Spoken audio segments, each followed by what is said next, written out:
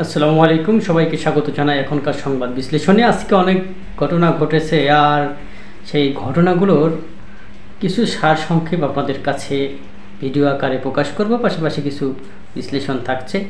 তো শুরুতে আপনাদেরকে দেখায় যে চকরিয়ায়, কক্সবাজারের চকরিয়াতে, সেখানে যে এনসিপির পদসভা ছিল আজকে। গোপালগঞ্জের পর আবারও অনাকাঙ্ক্ষিত ঘটনা সূত্রপাত ঘটেছে কক্সবাজার সহ অন্যান্য আশেপাশের এলাকাগুলোতে। দেখতে পেয়েছি আমরা যে মূলত বিএনপির নেতা সালাউদ্দিনের বিপক্ষে বলছে এনসিপি নেতৃবৃন্দ, বিপক্ষে বলছে সরাসরি। আপনারা জানেন যে আওয়ামী লীগের পতনের পরপরই সেই এলাকার দখলদারিত্ব নিয়েছে সালাউদ্দিন, যিনি শিলংয়ে থেকে প্রশিক্ষণ নিয়ে এসেছেন, রয়ের এজেন্ট হিসেবেও সুপরিচিত ব্যক্তি।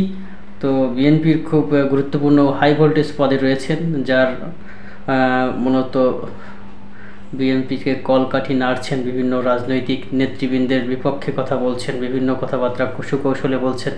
আবার তাদের সঙ্গে, অর্থাৎ ওই সকল রাজনৈতিক নেতৃবৃন্দের সঙ্গে গলায় গলায় ভাবও দেখাচ্ছেন, পাশাপাশি আবার আড়ালে আবডালে অন্তরালে একজন আরেকজনের বিপরীতে গেলে বা অগোচরে যেগুলো কিছুটা প্রকাশ্য হচ্ছে আর কি, প্রকাশ পাচ্ছে, সেগুলো আমরা শুনতে পাচ্ছি। এমন কথাগুলো বলছেন বিএনপির এই নেতা। তো চলুন আমরা শুনে নিই তার বক্তব্য।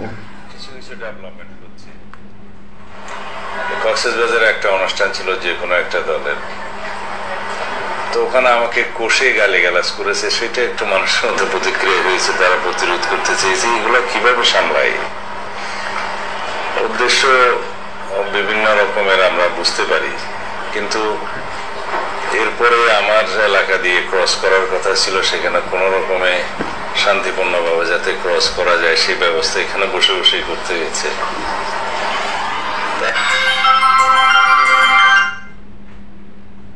সত্য সমাগত মিথ্যা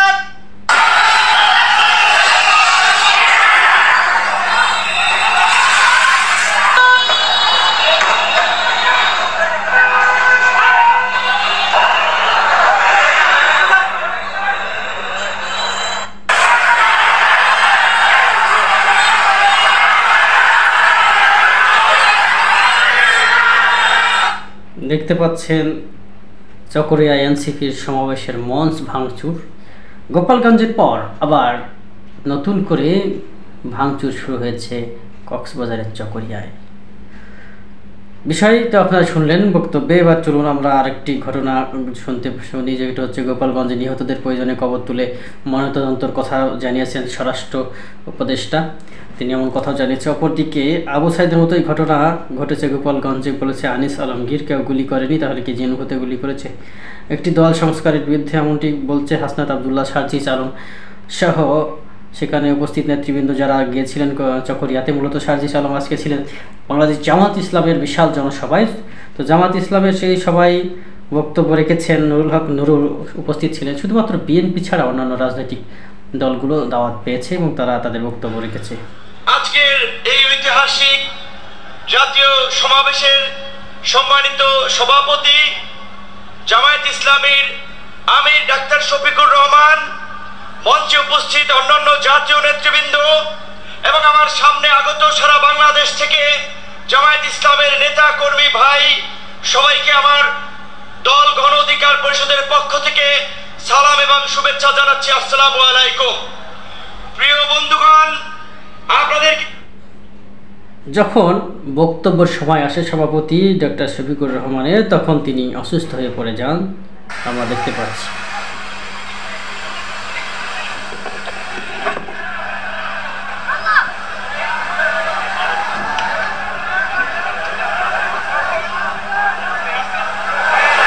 আপনারা অবস্থান করুন যার যে জায়গায়। আপনাদের সব কিছু দেখার সঙ্গে না, সবাই জায়গায় থাকেন, সবাই তার নিজ নিজ জায়গায় অবস্থান গ্রহণ করেন। পরবর্তীতে তিনি অবশ্য বক্তব্য দেন। সেই নূতন বাংলাদেশের জন্য একবার স্লোগান দিয়ে শেষ করি, নারায়ে তাকবীর, আসসালামু আলাইকুম ওয়া রাহমাতুল্লাহ। পরবর্তীতে তিনি বসে বসেই বক্তব্য শেষ করেন এবং নতুন বাংলাদেশ গড়ার স্বপ্ন দেখেন এবং তার সেই স্বপ্নে রয়েছে একজন রিক্সা চালক, একজন ঝাড়ুদার সহ সব শ্রেণী পেশার মানুষ। শুধু গুটি কয়েক রাজনৈতিক দলের মতো গুটি কয়েক শ্রেণীর সুবিধা দিতে তিনি বাংলাদেশ জামাত ইসলামকে বিজয়ের দ্বার প্রান্তে দেখতে চান না। বাংলাদেশ জামাত ইসলামী বিজয় লাভ করে সমগ্র মানুষের অর্থাৎ সারা বাংলার মানুষের সব শ্রেণী পেশার মানুষের সেবা করতে চাই, এমনটি তিনি তার বক্তব্যে তুলে ধরেন। বর্তমানে তার কী অবস্থা, বিএনপির মহাসচিব ফখরুল ইসলাম তিনি গেছেন, ফখরুল ইসলাম আলমগীর দেখতে গেছেন জামাত ইসলামের আমিরকে। চলুন আমরা দেখে নিই।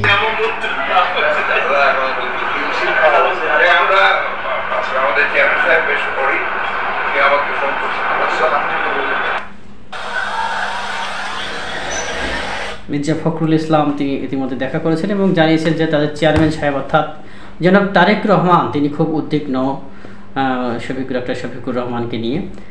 রাজনৈতিক ভেদাভেদ বা তাদের বিভিন্ন বিষয়গুলো যেগুলো রয়েছে আলাদা আলাদা থাকবে, কিন্তু মানবিক দিক থেকে সবাই সমান, একজন আরেকজনের বিপদে এগিয়ে যাবে সবার আগে এবং সবার পাশে থাকবে। এটাই তো নতুন বাংলাদেশ গড়ার আহ্বান জানিয়েছেন তরুণেরা চাই এটাই, যে ভেদাভেদ থাকবে রাজনৈতিক, কিন্তু সম্পর্কগুলো যেন অটুট থাকে, একতান্ত্রিক স্বৈরতান্ত্রিক ব্যবস্থা যেন আর না ফিরে আসে বাংলাদেশে, এমনটিই চাওয়া।